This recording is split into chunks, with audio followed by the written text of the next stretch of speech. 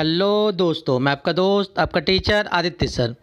आज हम लोग डिस्कस करेंगे बीए एंट्रेंस एमजीकेवीपी का पेपर, जो पेपर हमारा 8 अगस्त 2021 संडे वाले दिन हुआ था। ये देखिए, आपको दिख रहा होगा बीए का पेपर है, जिसका कौन सा बुकलेट सीरीज है, सेट सीरीज नंबर ए है। ठीक है, तो 4 सीरीज में पेपर होता है, series A, series B, series C, series D. चारों में क्वेश्चन जो होता है वो सिमिलर होता है, बस क्वेश्चन का जो सीक्वेंस होता है वो ऊपर नीचे हो जाता है। तो हम आपको बुकलेट सीरीज ए करवा रहे हैं। आपका जो भी सीरीज होगा, चाहे ए बी सी डी जो भी होगा, आप उस क्वेश्चन के अकॉर्डिंग मैच कर लीजिएगा कि आपका आंसर क्या होगा, क्योंकि सारे में क्या होता है, क्वेश्चन सेम होता है। तो देखते हैं हम लोग क्वेश्चन नंबर 1 क्या पूछा गया था। कौन सा ग्रह पृथ्वी का जुड़वा माना जाता है, मंगल, शुक्र, बुध या शनि? तो इसका जो आंसर हो जाएगा वो हो जाएगा शुक्र, ऑप्शन नंबर बी। एक चीज़ ध्यान रखिएगा, हम आपको केवल इसका आंसर ही नहीं बताएंगे कि कौन होगा, उसका रीज़न भी बता देंगे कि वो आंसर क्यों होगा, और उससे रिलेटेड जो भी क्वेश्चन बन सकते हैं वो भी हम आपको डिटेल बता दे रहे हैं। ठीक है, यदि आप सोचेंगे कि पेपर तो हो गया, फिर हम क्यों डिटेल कर दें, क्योंकि आप में से बहुत सारे स्टूडेंट ऐसे हैं जो दूसरे यूनिवर्सिटी का भी फॉर्म भरे हैं, जैसे हरिश्चंद्रा का हो गया, बेचू का हो गया, यूपी कॉलेज या अदर कॉलेजों का जो लोग फॉर्म भरे हैं और अभी तक उनका पेपर नहीं हुआ है, तो ये पेपर आपको वहाँ पर काम आ जाएगा। पृथ्वी और जो शुक्र का आकार है, पृथ्वी और सूर्य का आकार द्रव्यमान, घनत्व तथा संगठन तत्वों की समानता के कारण ही शुक्र को पृथ्वी का जुड़वा ग्रह माना जाता है। ठीक है, आपके पेपर में ऐसे भी क्वेश्चन आ सकता है कि कौन सा ग्रह पृथ्वी के जुड़वा बहन ग्रह के रूप में जाना जाता है, तो उस समय भी इसका आंसर क्या हो जाएगा, ऑप्शन नंबर बी होगा। ठीक है, पनामा कैनाल नहर जोड़ती है, चारों ऑप्शन आपके सामने दिख रहा है। प्रशांत महासागर से हिंद महासागर को, प्रशांत महासागर से हिंद महासागर को, अंध महासागर से भूमध्य सागर को, या भूमध्य सागर से लाल सागर को। तो सबसे पहले तो ये समझिए कि पनामा नहर जो है वो है क्या। पनामा नहर जो है वह मानव निर्मित एक जलमार्ग नहर है जो पनामा में स्थित है और प्रशांत महासागर तथा अंध महासागर को जोड़ती है। तो क्या हो जाएगा इसका आंसर, ऑप्शन नंबर ए, प्रशांत महासागर से अंध महासागर को। क्वेश्चन नंबर 3, पृथ्वी दिवस मनाया जाता है 15 जनवरी, 22 अप्रैल, 5 जून या 11 जुलाई। तो पृथ्वी दिवस के बारे में थोड़ा सा पहले समझते हैं। पृथ्वी दिवस एक वार्षिक आयोजन है जिसे 22 अप्रैल को दुनिया भर में पर्यावरण संरक्षण के लिए आयोजित किया जाता है। इसकी स्थापना अमेरिकी सीनेटर जेराल्ड नेल्सन ने 1970 में एक पर्यावरण शिक्षा के रूप में किया था। अब इसे 192 से अधिक देशों में प्रतिवर्ष मनाया जाता है। क्लियर हो गया? तो इस हिसाब से इसका आंसर क्या हो जाएगा हमारा, ऑप्शन नंबर बी। तो ये चीज़ ध्यान रखिएगा कि जो हम इतना डिटेल आपको बता रहे हैं, दूसरे कॉलेज में जो आप बीए का फॉर्म भरे हैं वहाँ पे आपको काम आएगा। तो इसीलिए जो जो चीज़ें हम बता रहे हैं आप उसको नोट करते जाइए। क्वेश्चन नंबर 4, कौन सी गैस हरित गृह गैस से संदर्भित नहीं है? चारों ऑप्शन रीड करिए, इन चारों में से कौन सा हो जाएगा, option number D, NH3। Question number 5, Bharat का कुल भौगोलिक क्षेत्रफल है 28.2 लाख वर्ग किमी, 32.8 लाख वर्ग किमी, 36.4 लाख वर्ग किमी या 23.6 लाख वर्ग किमी। तो भारत का जो कुल क्षेत्रफल है वह 32.8 लाख वर्ग किमी है। ऑप्शन नंबर कौन सा होगा, ऑप्शन नंबर बी। इसके बारे में समझिएगा, क्षेत्रफल की दृष्टि से भारत का विश्व में 7वां स्थान है। तो आपके एग्जाम में पूछा जा सकता है कि क्षेत्रफल की दृष्टि से भारत का विश्व में कौन सा स्थान है, तो आप क्या बताएंगे, 7वां। और ऐसे ही पूछा जा सकता है कि भारत के पास विश्व के कुल क्षेत्रफल का कितना प्रतिशत है, तो आप नोट करिए, भारत के पास विश्व के कुल क्षेत्रफल का 2.4% भाग है। तो एक क्वेश्चन से आपका कई सारे क्वेश्चन का तैयारी हो जाएगा। क्वेश्चन नंबर 6 देखिए, सुमेलित करना है बंदरगाह और राज्य। तो देख लीजिए इसमें से क्या हो जाएगा, ये आपको बताना है। तो कोचीन जो है वह किस राज्य में है, केरल में। हल्दिया जो है वो किस राज्य में है, पश्चिम बंगाल में। और कांदला जो है हमारा गुजरात में है। अब पारदीप कहाँ है, उड़ीसा में। तो इस फॉर्म में देखिए कौन से में दिख रहा है, ऑप्शन नंबर डी। तो 6वें का हो जाएगा हमारा option number D. Question number 7, कौन सा राज्य सर्वाधिक वन क्षेत्र रखता है, मध्य प्रदेश, राजस्थान, उत्तर प्रदेश या गुजरात? तो इसको समझिए, भारत में सर्वाधिक वन क्षेत्रफल वाला राज्य जो है वो मध्य प्रदेश है। उसके बाद अरुणाचल प्रदेश आता है, फिर छत्तीसगढ़ आता है, फिर उड़ीसा आता है, फिर महाराष्ट्र आता है। तो हमसे बोला गया है सर्वाधिक, तो कौन सा होगा बताइए? Madhya Pradesh, option number A. Question number 8, Bharat में ऊर्जा का सबसे महत्वपूर्ण स्रोत है? परमाणु शक्ति, जल विद्युत शक्ति, पेट्रोलियम या कोयला? तो भारत का सर्वाधिक महत्वपूर्ण स्रोत जो है वो कोयला और पानी है, जिससे भारत की ऊर्जा की आपूर्ति करने में काफ़ी मदद मिलती है। तो इसलिए इसका आंसर हो जाएगा हमारा ऑप्शन नंबर डी, कोयला। क्वेश्चन नंबर 9, सतत विकास को आधुनिक अवधारणा अधिक ध्यान केंद्रित करती है? आर्थिक विकास पर, सामाजिक विकास पर, पर्यावरण संरक्षण पर या सभी पर? तो सभी पर किया गया है, ऑप्शन नंबर डी हो जाएगा। क्वेश्चन नंबर 10, महाद्वीपीय विस्थापन सिद्धांत किसने प्रतिपादित किया? वैगनर ने, कांट ने, लाप्लास ने या डेविस ने? तो महाद्वीपीय विस्थापन का जो सिद्धांत है वो जर्मन वैज्ञानिक अल्फ्रेड वैगनर द्वारा दिया गया था। तो क्या हो जाएगा? ऑप्शन नंबर ए। आपके एग्जाम में ऐसे पूछा जा सकता है कि वैगनर वैज्ञानिक कहाँ के थे? तो जर्मन के थे। इनके अनुसार सभी महाद्वीप एक बड़े भूखंड से जुड़े थे। यह महाद्वीप भूखंड एक बड़े महासागर से घिरा हुआ था। क्वेश्चन नंबर 11 देखिए, क्षोभ मंडल, समताप मंडल, मध्य मंडल और ताप मंडल का निर्धारण किस आधार पर किया जाता है? आर्द्रता, वायु दाब, तापमान या वायु का संगठन? तो तापमान पर किया जाता है, option number C. Question number 12, Bharat की प्रमुख नदियों व उनके उद्गम स्थलों के जोड़े बनाइए। देख लीजिए इसमें से क्या होगा। तो यमुना नदी जो है वो कहाँ से उद्गम स्थान है? यमुनोत्री से है। कृष्णा नदी का जो है वो महाबलेश्वर से है। गोदावरी नदी का नासिक से है और महानदी का सिहाव से है। तो इस तरह क्रम में कौन सा हो जाएगा हमारा? Option number B. Question number 13, निम्नलिखित में से कौन सा अनुच्छेद वित्त आयोग के गठन की बात करता है? अनुच्छेद 280, अनुच्छेद 176, अनुच्छेद 275, अनुच्छेद 277? संविधान के अनुच्छेद 280 के अंतर्गत यह प्रावधान किया गया है कि संविधान के प्रारंभ से 2 वर्ष के भीतर और उसके बाद प्रत्येक 5 वर्ष की समाप्ति पर या पहले उस समय पर जिसे राष्ट्रपति द्वारा आवश्यक समझा जाता है एक वित्त आयोग का गठन किया जाएगा। तो कौन सा अनुच्छेद बताइए? अनुच्छेद 280, ऑप्शन नंबर ए। आप लोग को समझ में आ रहा है ना कि हम डिटेल ये क्यों कर रहे हैं? क्योंकि अभी जिस यूनिवर्सिटी का, जिस कॉलेज का अभी एग्जाम नहीं हुआ है वहाँ पे आपको ये काफ़ी काम आ जाए। क्वेश्चन नंबर 14, नीति आयोग के प्रथम उपाध्यक्ष कौन थे? राजीव कुमार, अरविंद पनगड़िया, नरेंद्र मोदी जी या M.K. सिंह? तो नीति आयोग के गठन के बाद 5 जनवरी 2015 को अरविंद पंगरिया जी को पहला उपाध्यक्ष बनाया गया था। कौन ऑप्शन हो जाएगा बताइए? Arvind Panagariya, option number B. कब बनाया गया था? 5 जनवरी 2015 को। क्वेश्चन नंबर 15, इनमें से कौन सा भारत का पहला योजनाबद्ध शहर है? भुवनेश्वर, नोएडा, चंडीगढ़ या धुले? चंडीगढ़ है, सिंपल सा क्वेश्चन है। क्वेश्चन नंबर 16, निम्नलिखित में से कौन से भारत के प्रमुख फसल त्यौहार हैं? मकर संक्रांति, लोहड़ी, पोंगल, सभी? तो सारे ही हैं, ऑप्शन नंबर डी हो जाएगा। क्वेश्चन नंबर 17, सिंधु घाटी संस्कृति किस युग से संबंधित है? पाषाण युग, कांस्य युग, लौह युग या कोई नहीं? कांस्य युग है, option number B. Question number 18, तीर्थकर महावीर के पिता कौन थे? सिद्धार्थ थे, option number A. Question number 19, निम्नलिखित में से किसको सीमांत गांधी कहा जाता है? जिन्ना को, लियाकत अली को, सैयद अहमद को या खान अब्दुल गफ्फार खान को? तो खान अब्दुल गफ्फार खान को कहा जाता है। तो क्या हो जाएगा? Option number D. थोड़ा समझते हैं इसके बारे में। खान अब्दुल गफ्फार खान सीमा प्रांत और बलूचिस्तान के एक महान राजनेता थे जिन्होंने भारत के स्वतंत्रता संग्राम में भाग लिया और अपने कार्य और निष्ठा के कारण ही उन्हें सीमांत गांधी, बच्चा खां तथा बादशाह खान के नाम से पुकारा जाने लगा। क्वेश्चन नंबर 20, वल्लभ भाई पटेल सर्वप्रथम गांधी जी के किस आंदोलन से जुड़े? चंपारण सत्याग्रह, असहयोग आंदोलन, खेरा सत्याग्रह या दांडी मार्च?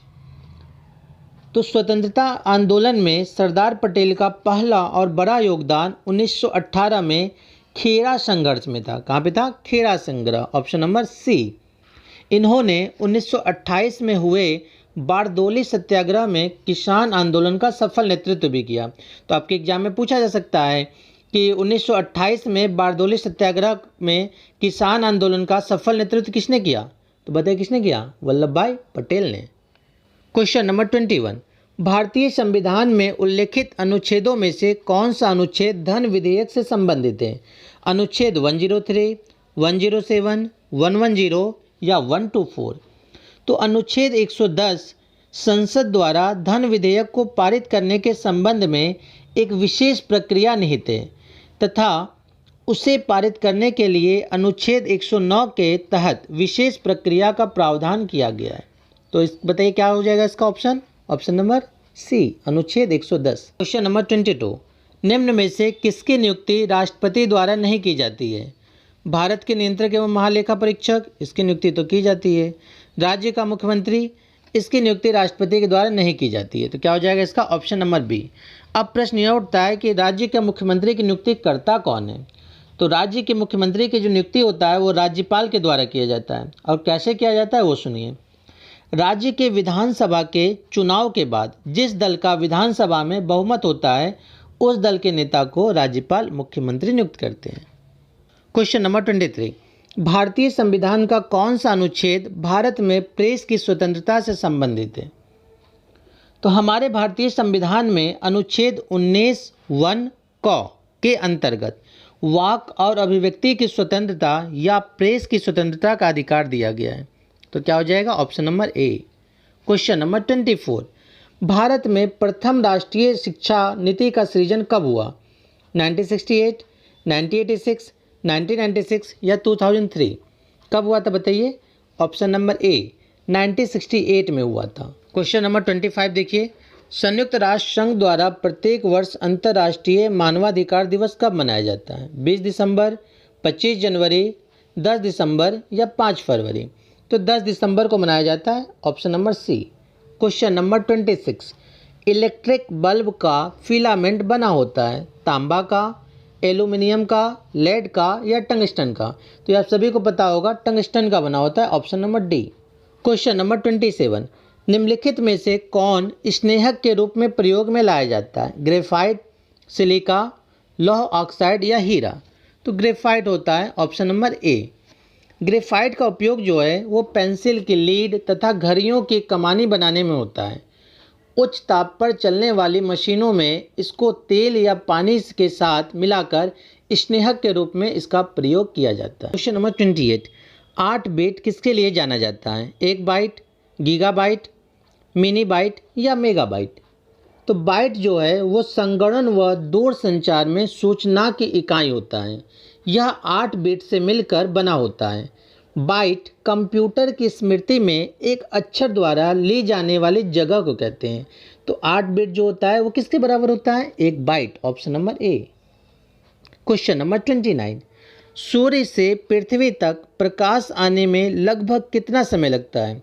2 मिनट, 4 मिनट, 8 मिनट या 16 मिनट? तो सूर्य से पृथ्वी पर प्रकाश को आने में 8.3 मिनट का समय लगता है। कितना? 8.3। और यहाँ हमसे क्या पूछा गया? लगभग में। तो क्या हो जाएगा? Option number C. इसी क्वेश्चन में हम आपको एक क्वेश्चन और बता रहे हैं।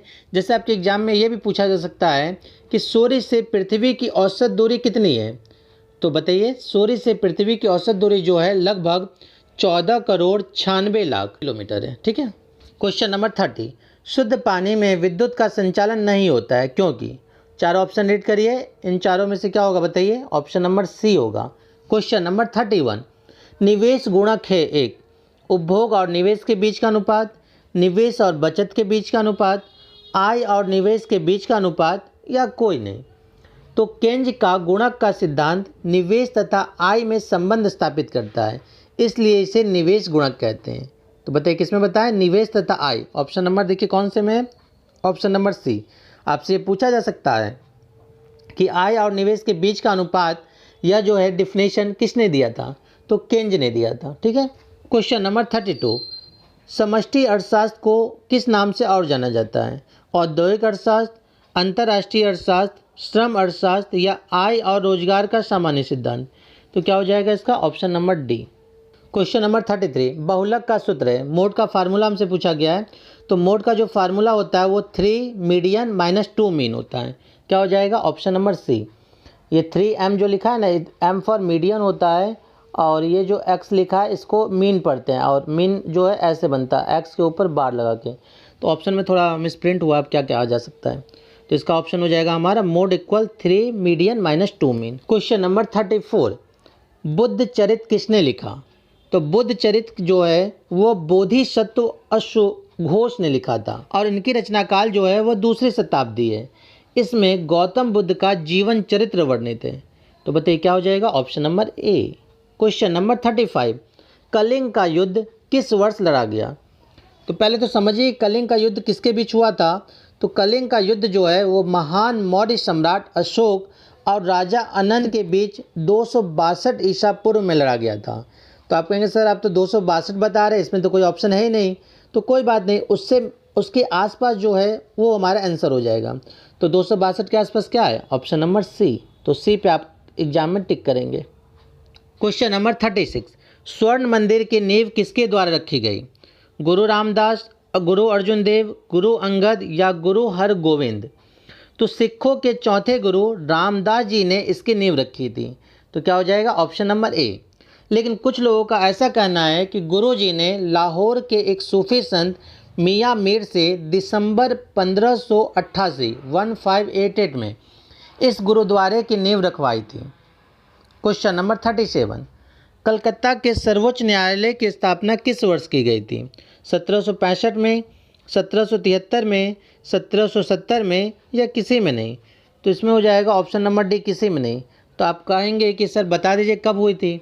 तो सुनिए, सम्राट जॉर्ज द्वितीय ने 26 जुलाई 1774 को चार्टर जारी कर कोलकाता में सुप्रीम कोर्ट की स्थापना की। क्वेश्चन नंबर 38, निम्न में से शेष अन्य से भिन्न संख्या है? 10, 25, 45, 54, 60, 75, 80। तो इसमें से भिन्न संख्या पूछा है। तो ज़रा देखिए, इसमें जो सारे नंबर हैं वो 5 से कट जाएंगे। एक नंबर है जो 5 से नहीं कटेगा, तो कौन सा है बताइए? ऑप्शन नंबर सी, 54। 54 जो है 5 से नहीं कटेगा, और इसमें का सारा नंबर जो है 5 से कट जा रहा है। क्वेश्चन नंबर 39 देखिए, निम्न श्रेणी का अगला पद क्या होगा? रीड कर लीजिए क्वेश्चन, और इन चारों में से क्या होगा ये आपको बताना है। तो इसका आंसर हो जाएगा ऑप्शन नंबर सी, M36।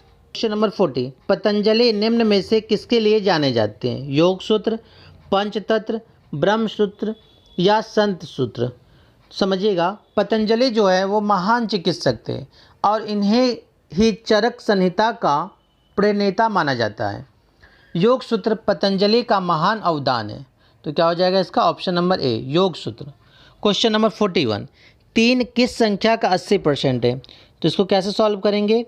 3/80 × 100। तो सॉल्व तो करने आता ही होगा आप लोग को। 0 0 कट जाएगा, बचेगा हमारा यह 0 0 कट जाएगा। अब क्या बचेगा, 3 × 10, तो 30/8।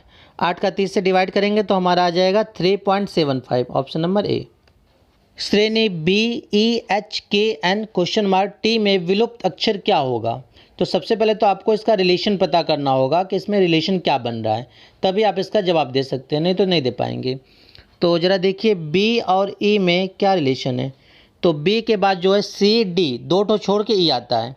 फिर E के बाद देखिए H लिखा है, तो FG को छोड़ के H लिखा है, मैंने 2 ठो छोड़ के लिखा है। H के बाद देखिए IJ को छोड़ के K लिखा है। फिर K के बाद LM को छोड़ के N लिखा है। तो N के बाद 2 छोड़िए, N के बाद क्या होता है, OP। तो OP को छोड़ दीजिए, अगला नंबर क्या होगा, Q। तो इसमें Q हो जाएगा। अगला भी चेक कर लीजिए, Q के बाद RS को छोड़ के T होता है, तो T लिखा है क्वेश्चन में। तो इसका क्या हो जाएगा हमारा, ऑप्शन नंबर ए।